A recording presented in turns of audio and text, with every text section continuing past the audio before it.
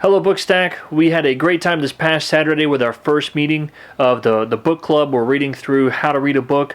It was a great time. We had a great discussion. We had a lot of fun. Some really good questions. And the following is the recording of that meeting, and I hope you like it. So, have you guys read the preface? I'm assuming everybody's read the preface. Yes. Yes. Yeah. I don't know if you guys. Did you guys watch the video by chance? I posted it. I guess late last night, early this morning, technically. What I was saying, again, there's highlighting some of the points, what he was saying about speed reading and making sure that you're reading proper, reading materials at the proper speed. You don't want to read too fast, but you also want to read too slow. And reading too fast can cause problems if you're not comprehending everything, if you're missing details. That can be bad. You don't want to read books just for the sake of saying you read a book. You want to get something out of it. We're reading to grow and to learn. But if you read too slow and you get too caught in the details, you can miss the overall, an author has an overarching theme throughout the whole book. And if you get stuck on one part too long, you can kind of miss how that one part fits in the overall narrative that an author is trying to, put into the book that they're writing. So that's kind of one of the things. And how he was saying, he quoted an article called The Failure of Schools, and how students, when you're giving them like a complex argument, it's difficult for them to work through. They're at a loss when it comes to, logic. And if somebody's, writing something that's very detailed, that can be hard for them to work through. But he said if they read fiction, they're doing fine because it's easy to read. It's really straightforward. And that's, part of the motivation for the channel is not only to get people reading and helping us learn how to read, but also learn how to think and work through arguments and work through logic. He also kind of went over the structure of the book. The pyramid of books. He went over the levels of reading, analytical reading, syntopical reading, and just kind of how it was organized. Some of the things he had added from the previous edition, which I haven't read the previous edition, so I wasn't too concerned about what the difference is between the two editions, since I'm only reading this particular one. But did anybody else out there get anything out they thought was interesting or liked that you want to share? Yes. Well, this is Jamal. I agreed with him. I was failed by the public school system as well, and I was taught how to read, but I wasn't taught how to read on a deep level. Like, I was taught just how to read, period, and enunciate words and stuff. Yeah, just in simple terms. And I never really gave it a thought that they didn't go into depth of how to actually read a book. Mm-hmm. Yeah, when Jamal and I were going through the book, I was like, when we were going through the preface, Jamal made that statement to me, and I said, I was taught how to read a book in school. And then as he kept, listening to the book, because we have the audiobook, as we kept listening to it, I was like, oh, snap, I was not taught how to read a book, because I am what he calls a slow reader. And I think that's where I would get tripped up in school, because I would miss the central theme to things, to the book. Not on everything, but I will have a completely different view from the teacher and from some of the students, to the point where I was just shut down and I wouldn't say anything, because I'm like, okay, we're on two separate pages. I see what you're saying, but I just couldn't relate. So I think one of my issues were, growing up, was that I was a slow reader, and I would get stuck on one part of the book, and I would miss the overall central theme of what was going on. So I didn't know how I was going to feel about reading this book, because, of course, I thought that I already knew how to read a book. Right. Mm-hmm. But now I'm pretty excited, because I'm going to be learning a new thing, of course. And I like what he said, the reasons for us to read a book is to gain knowledge and have new information and everything like that. So I'm excited. Yeah. Like you said, I was a little concerned. Again, I know that the channel initially is going to attract people who already read, most likely. I just know that's what's going to happen, that people who already like to read are going to be the first ones to latch on. And so I was, making my first book, How to Read a Book. I didn't want to insult anyone, but, that's why I was pretty emphatic to say, I read all the time. I've loved to read since, junior year of high school. So I've been a reader since then, over 2 years. I've been pretty consistent. And I'm just now coming upon this book, and I'm just now reading it, and I'm learning a lot. And so, like I said in the video, the section I'm on in the book right now is how to use a dictionary. And it's, you're like, I know how to use a dictionary. You open it up and you find a word, and he's on how to use reading aids. And he's like, you think you know how to use it, but you can abuse it. You could be abusing a dictionary and not really using a dictionary. And so that's what I thought was really interesting, is that we already have kind of the skill and the knowledge, and we're just taking it to that next level. And somebody who may not have been taught how to read, I mean, you're taught phonetics, you know how to look at a word and say the word, and that's reading. It is on an elementary level, but we want to move past that and move into higher levels of reading.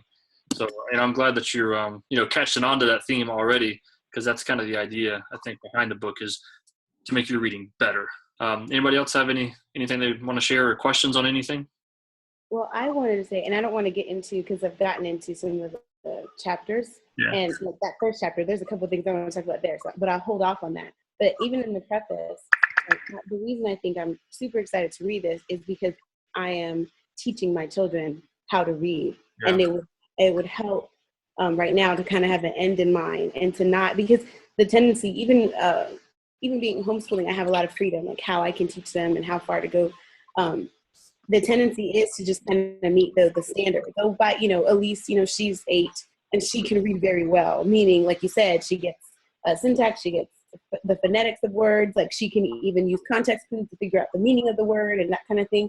But that's kind of where, the focus on reading stops. But I think one of the, the frustrations of the parent is that you'll do all of that and you'll have a child who can read. They don't necessarily have a love for reading, because when you get to the more complex things, or you see a book that's too thick, it's like, this is, it's almost too much work, because they're not properly trained how to like break it up and really get the information.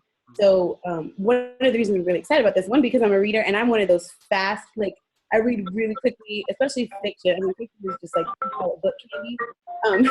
But like, I'll just kind of just breeze through and kind of feel like I get it. And then thereafter I go to talk about it and I'm like, wait a minute, I know what the general theme is, but let me give you a specific detail or a specific breakdown. And it's harder on me to recall that kind of stuff. So I'm excited for me in that sense, like relearning how to read, but then also building that in my children kind of as we learn to read and read more together, that they just have better tools, Yeah, and one of the things he gets into in a future chapter, like I said, I know people are going to read ahead, and and that's fine. I was kind of going slow the first week to kind of get people acclimated to his writing style and let people give enough time to read the book. I don't want to get too far ahead before people got it. So, I mean, reading ahead is fine. So hopefully you guys are able to come back and contribute to the conversations, even though you're past the point, But one of the things he talks about is how to, before you even read a book, how to kind of get an outline of the book to understand what the book is about. Read the preface, look at the table of contents, maybe read the end of a couple of chapters, just to kind of get, okay, what's this author's point in writing the book? So as you go back to the beginning and you start reading it, you have an idea, okay, this is what the author's saying. And so as I'm reading the individual chapters and the individual ideas, this is why he's saying it, and this is why he's saying it this particular way, or why he's focusing on these particular events. And so that's, reading fast, reading slow, he says, let's recognize. So one of the things he says is you want to recognize what's important in a chapter in a book and what's not important, or what is a central idea or theme and what is support to that central idea or theme. When you hit these parts that you find are difficult and you see the authors working through a particular argument, you may want to stop and slow down and focus on that very intently. And if you get the idea, you can kind of stream through the supports to kind of get a general idea of how he's supporting that particular argument that he's already made. So he makes an argument, proves it, then he gives examples. And so that's kind of an interesting aspect that as you get into it. So there's a lot that we have to look forward to. The guy, you guys heard me say, I think in the book breakdown, when I talked about the book, when I introduced it, Mortimer Adler is a philosopher. And so he is, one, highly educated, reads a lot, but he is very thorough in his explanations of terms and words and, what is a book, which it's like I never really stopped to think about the breakdown of, what is a book? Books are filled with, paragraphs made up of sentences. Sentences are made up of words. What's a word? A term, and terms make up phrases. And he really kind of builds on it. So you even have a better understanding of what a book is, what its purpose is, and where it can fall short and where it's good, the things that it excels at and the shortcomings, so that you're not deceived in thinking a book is something that it isn't, or isn't something that it is. And so he does a really good job, or a very thorough job of that. And like I said, I know a lot of you guys out there are writers and producers yourself. So maybe you don't necessarily write, but maybe you produce videos, you're communicators. And it's interesting reading how to read a book from a reader's perspective. If you put it in a mirror, you're kind of getting understanding from a writer's perspective. If this is what a reader should be looking for in a book, this is what I should put into a book as a writer. And so that's kind of something that I've been going through in my mind as I've been reading, and something else I've been kind of picking up and gleaning. But the aspect of the kids, getting into it, getting a passion for it. I think when the kids really understand, get into a story, and that it's not just for an assignment, it's not just for work, that you can actually enjoy reading and enjoy the story and it be schoolwork at the same time. I think that's kind of a neat thing. I think that's what really kind of clicked for me in high school when I started to love to read, was I actually enjoy the story. Like, this is an interesting story, and the characters are kind of neat. And, reading Dante's Inferno, and this guy's traveling through hell and meeting all these different characters, like, that's very interesting. And then I have to write a paper on it. It's like, it just kind of happens to be something I have to do as work, but the book is something completely separate from the thing that I don't like, which may be the work, which I was talking with Kristen on the way back up here. I was like, I wish I was then the way I am now. Like, I actually would enjoy to write a paper on these particular ideas and themes. But I think that's why a lot of adults don't like to read, is that they associate it with schoolwork. It's like, oh man, books is for school. I don't like school, therefore I don't like to read. And it's kind of hard to break that thinking. I don't know if anybody else has anything they want to share, or questions or anything. Well, if I can again, one thing I found interesting was the timeline. Like, reading, I think this was his 1970s, and he mentions, was this in the preface and when he talks about media then, and how like TV and all these other ways of getting information, like what they've done to reading and things like that. I think it's interesting that he's right. Like, he wrote this in the preface. He talks about, well, 30 years ago I needed to write this book, and in 1970 whatever I needed to write this book. I needed to, go back and, write a little bit further, because I think he added the last section of the book. He's adding this last portion of the book. And so I'm imagining right now what a book like this would look like. Like, the problem he talked about with school then is exacerbated now. Like, it's even worse now in school. Yeah. It was bad in the 30s. It was bad in the 70s or the 40s, and it was bad in the 70s. And it's getting worse. Like, children don't read, and not just, like we talked about, like phonetically, but people hate school. I mean, for lack of a better, they hate school, they hate learning, which is strange because children are built to learn. Like, they're built to take in information. They want to usually get them, and something happens in either the method that we're teaching or the what we're requiring of them, or something that just it makes reading frustrating. Right. But I just found it interesting that he's updated it. And we're still having the same issues.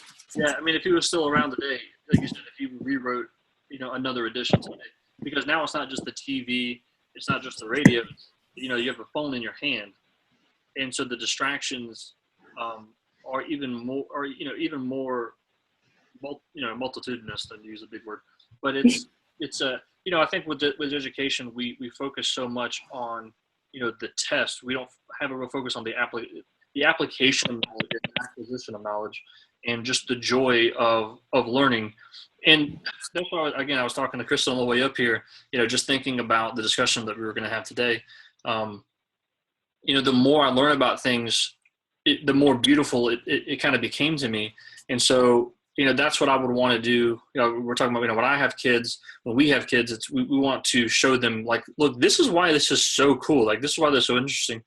Again, I was doing, I wanted to go back for my degree in economics, like my my doctorate degree is what I wanted to get. And so like I said, I needed more math. Well, when I was going through my Trigonometry for Dummies book, and when I learned that you can measure the height of a tower by standing in one spot and measuring the angle, if you have your compass and you measure the angle to the top of the tower and move back a known distance and take another measurement, you can tell how tall the tower is. I was like, that blew my mind. I was like, that's amazing.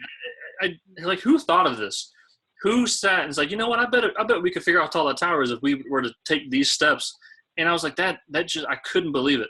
And so when I saw the application and just something that hooked me and just fascinated me, it wasn't a chore for me to learn it. I wanted to learn more.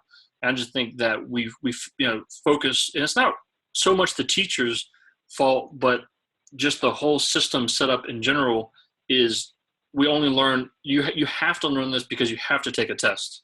And it's not, you don't want to learn this because this is why you want to learn this and this is why it's fascinating. It's, if you don't pass this test, you can't go to the next grade. So you have to do it. And how much do we like doing things that we have to do? We don't like, it's like if you want to do something, oh, it's so easy. But if you have to do it, just something about someone telling you to do something, even if you want to do it and somebody tells you that you have to do it, it kind of takes a little pleasure out of it. And so I just think, like I said, just the whole system of the idea of testing, and you have to learn this right now in order to take this test. And the fact that so many different students at so many different skill levels have to go through the same education system at the same pace at the same time. It's very little of how much do you know and how well can you do, and where do you excel, and let's focus on this. It's just, it's a factory mentality. And I don't think we're not turning out cars where each one has to be exactly the same.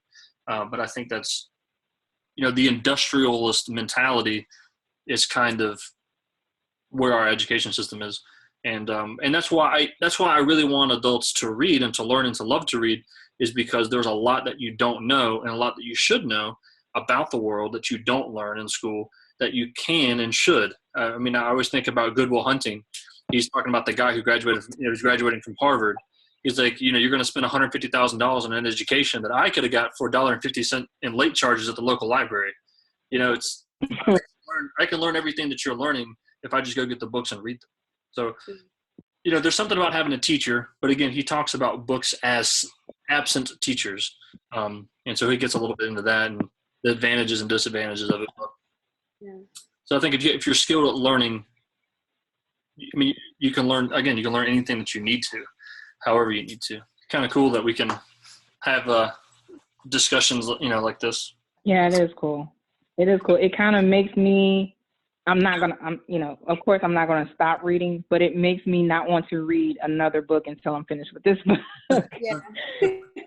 I'm just like, I feel like I'm going to miss out on something if I continue reading books. But I am going to continue reading books, but it's just, I have this, there's this like internal pressure to just stop reading everything until after I read this book. Yeah, that's interesting. So the accountability part of it. Yeah, and that was kind of another thing that I wanted to keep in mind when suggesting books and suggesting how much we're going to read is I didn't want to capitalize people's reading. Because again, I know that the first adopters are going to be people who already like to read. Again, I'm trying to track those who don't, but I just know that that's just what's going to happen. And so I know you guys being readers, I don't want to capitalize your reading list. I know you have other things that you want to read. And so that's what one, I don't want you to start reading other things, but I also don't want you to say, well, they read through those books too fast. I'm in the middle of something else right now. I can't participate. So I'm trying to find that balance where we're not going too fast, not going too slow, where it takes us half a year to read one book. But at the same time, I don't want to go so far, so fast that we're, I'm taking over, your current reading list. So we got a question in the group chat. So it says, what is your suggestion for people who are busy and don't have a lot of time to read? How often and for how long should you read? So this is a good question, and it's something I want to cover in more detail in like a full-length video, because I get this one all the time. I don't have time to read. and it's so funny. And again, I was going to put this in a video, but it's, you know, I don't have time to read, but I just binge watched all 7 seasons of Big Bang Theory. You know, they got the DVD collection. I watched, it's like, hold on a second. You seem to talk about a lot about what's happening on Facebook and a lot about what's happening on Scandal. Kind of interesting that you say you don't have time to read. But I know what it's like being busy because, again, I worked a full-time job. I was working 60 hours a week, you know, had other things I was doing outside of work, you know, that kept me very busy. And so what I found was reading, finding the times I could read. So I would get 2 breaks a day. And again, I was working through my lunches. So I would have had lunch that I could have read, but I didn't. But I would have 2 15-minute breaks a day. I was doing 50 a week. Sometimes I would take 3 breaks a day, 3 15-minute breaks. So, I mean, 15 minutes, 30 minutes to read. I could read 15 or 20 pages every day. That's 100 pages a week, 5 days a week. So for 20 pages a day, it takes me, you know, 30 minutes to read 20 pages every day. It's 100 pages a week. If I'm only reading 5 days a week, so don't even count the weekend. That's 400 pages a month. You know, that's a book and a half, just about a book and a half if you're reading. It's 2 books if you're reading 200-page books. It's roughly a book and a half if you're reading a 300-page book. So this one's a little over 300 pages. So if you read for 30 minutes a day, 20 pages a day, you could finish this book in less than a month. And so that's what, you know, find your times. Is it before bed? I mean, what I was trying to set in my mind is a page count. I was trying to read 15 pages every day. When I find that 15 was becoming easier for me, I then pushed it to 20. And so I didn't want to set a goal too high that I'm stressing myself out. Again, it's not about reading a lot. It's about enjoying it and getting through it. So I didn't want to say, I want to read 50 pages a day, then get stressed out every day because I can't read 50 pages a day. So I want to set a reasonable goal, 15 to 20 pages a day, and then try to find my 20 to 30 minutes every day that I could read, whether that's, you know, before work while I'm eating breakfast, my 2 15-minute breaks, you know, when I got home, before I go to sleep, or combinations. Like, you know what, I read 5 pages on my lunch break, and I come home and read 10 pages, and after the kids go to bed or after getting to bed, I read another 5 pages, just kind of get myself ready for bed, and boom, I hit my 20 pages a day. And so I think, you know, I used to complain I didn't have enough time to run. I was like, man, I don't have time. And that's like, well, I think you're overestimating your abilities there. How long can you run? I couldn't even run for 10 minutes. I run for 5 minutes. I'm like, you know, can't breathe. And I'm like, yeah, I need to go inside. So it's like, man, you really don't have 5 minutes a day to run. And I was like, you know what? Yes, I do. I just need to find the time. And so it's like, you know, let me just set this time and I would get home and do it. So just finding those pockets that you do have, those small pockets that normally you may whip out YouTube or whip out Facebook, and just dedicate that time to read a book. I would always have a book with me. That's another thing, always having a book with you. I went over to somebody's house the other day and I brought a book with me, and like, what do you think? We're just going to be sitting around? And I was like, honestly, I don't know. And what's funny is I was over at that person's house one time and I was like, oh, I got to take this call. They were on that call for an hour. Well, I had a book with me, so I got, you know, to read for, you know, 20 or 30 minutes. Again, sometimes it can be difficult to sit down for a whole hour and read for an entire hour straight. Some people do it, some people can't, but they were on a phone call for an hour and I was able to get in 20 or 30 minutes of reading. And so just kind of always having it there, so when the opportunity arises, you know, you have it, take it to the doctor's office or what have you. So that's kind of my thing. Just set a reasonable page count per day, figure out how long it takes you, and then find a couple of pockets throughout the day just to accomplish it. Again, 20 minutes, it's kind of easy to find 20 minutes on a break or a lunch. So I don't know if anybody else out there has an idea, suggestion for. I was going to suggest, because I know those busy days, and I think,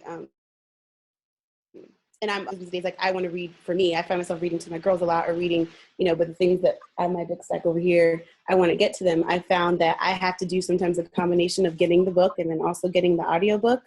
And those 20-minute drives to the grocery store, 20-minute drives anywhere, being able to kind of catch myself up, or even because sometimes if the gap is too long between when I was last able to read it and when I get to it next, I'm going to have to go back a little bit anyway. So I like the audiobook because it kind of keeps me hearing it and like, okay, this was about we were talking about last time. Right now I'm reading The Great Divorce. I'm almost done. That's a short one. It's not that long of a book, but you know, it's one of those that you kind of have to pause because they have really good conversations in the book. You have to kind of pause and like, wait, what did you say?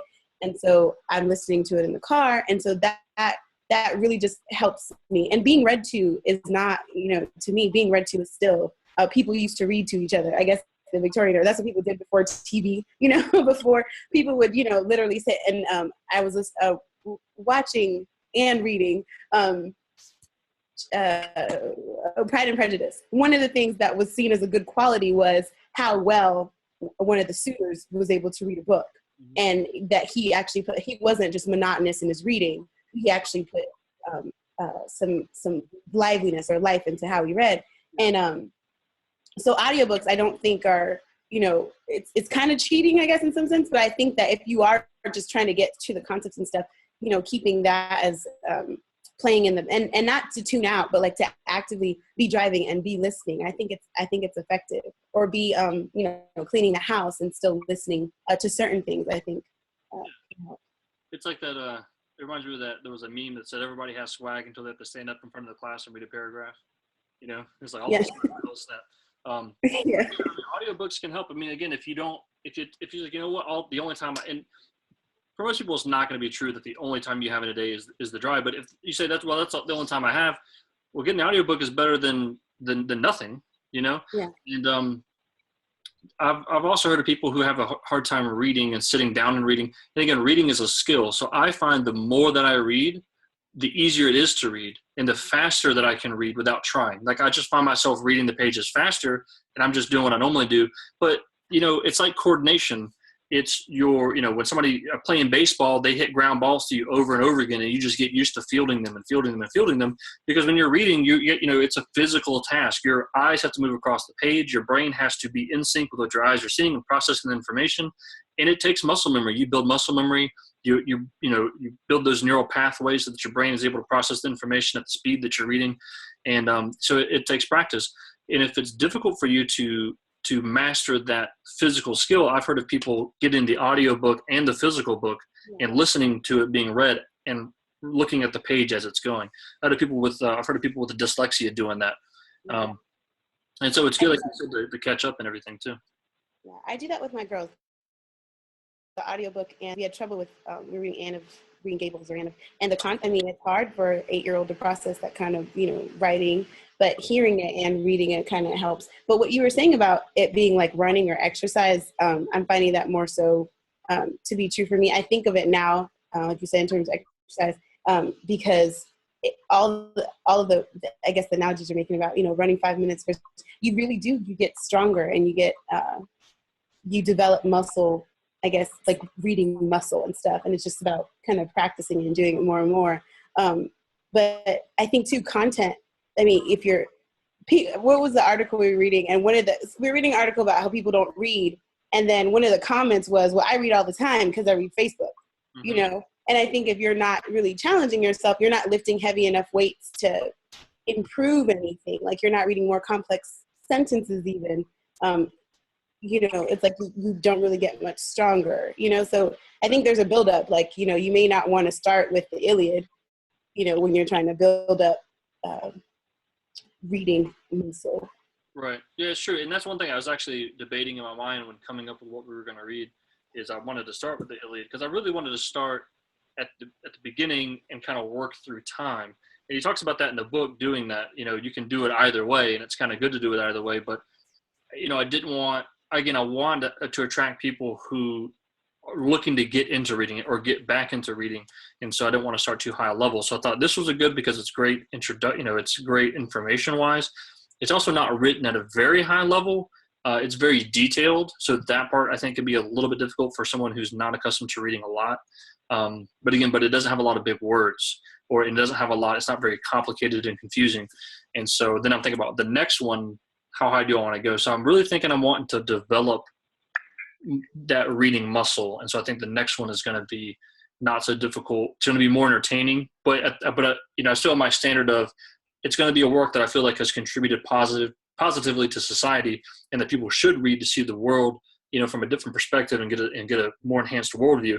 So it's still going to be that, but it's going to be easier to read, a little bit lower level, and it's going to be entertaining, something that I think people, when they read it, it's going to pull them through. Yeah, anytime you have any questions or feedback or anything, you can do BookStack, bookstackteam@gmail.com. any feedback you want to put in the comments. I really appreciate you guys sharing and and commenting and everything. It really helps to kind of promote the channel. So next week we're going to be doing the first 2 chapters. It's only 20 pages, so it's not a lot, but there's a lot of information packed in those 2 pages. But that's what we'll kind of be discussing. This probably about the same time next Saturday. And if you guys are able to make it, awesome. If not, it'll be recorded and put up on YouTube.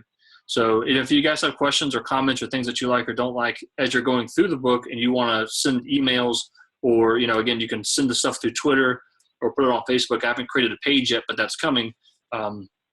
Just kind of put it out there. This one doesn't have any spoilers. You're not going to spoil, there's no spoiler alerts in how to read a book. So you have stuff that you're into and that you're liking, or this is a good point that I think may be good to cover or something like that. Send it along, and I'm always open for ideas. So again, I appreciate you guys showing up, and I'll talk to you guys and see you guys in the next video. So I hope you got a lot out of the recording of the meeting. Just so you know, like we said in the video, the next meeting is going to be next Saturday, 3 p.m., discussing the first 2 chapters of the book. It's going to be a great time.